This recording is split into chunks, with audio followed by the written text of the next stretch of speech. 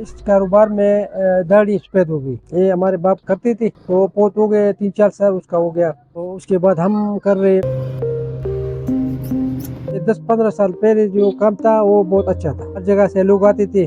ہم دکاندار جہاں پہ لاہور پہ ہے, روڈ پہ ہے, کراچی پہ ہے, ہم لے کے جاتے ہیں, اس کو محنت کرتے کہ یہ لے لو.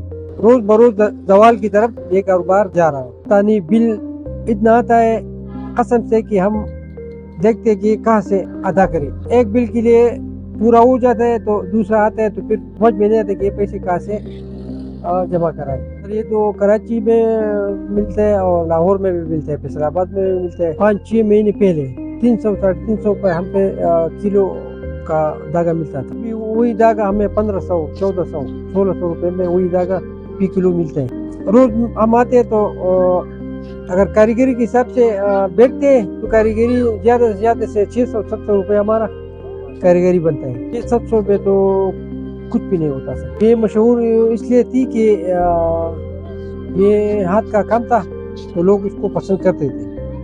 ابھی مشینیں آ گئی تو اس میں بنتا ہے اور بہت تعداد سے بنتا ہے. ٹوپی اتنا اچھا نہیں ہوتا, جلدی خراب ہوتا ہے, مگر صفائی اس کا زیادہ ہوتا ہے. ہمارا ٹوپی جو ہے الحمدللہ ابھی بھی برقرار ہے. یہ ابھی تک کسی نے ایجاد بھی نہیں کیا, نہ چین نے ایجاد کیا, نہ بنگلہ دیش نے ایجاد کیا, نہ انڈیا نے. ایک زمانہ تھا کہ نائجیریا سے بھی اور مصر سے بھی یہ بیپاری لوگ آتے تھے, وہ ہم کو پھر آرڈر دیتے تھے.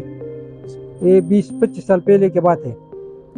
تو 10 لاکھ 15 لاکھ اسی زمانے میں اماؤنٹ دیتے تھے. بہت بڑا اماؤنٹ تھا.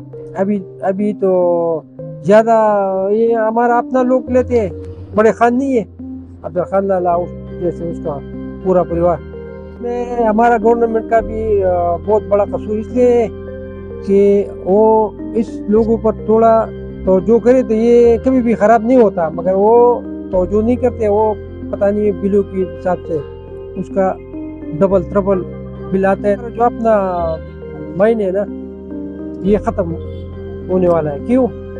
اس کی مین وجہ یہ ہے کہ بہت زیادہ مہنگائی ہو گئی ہے.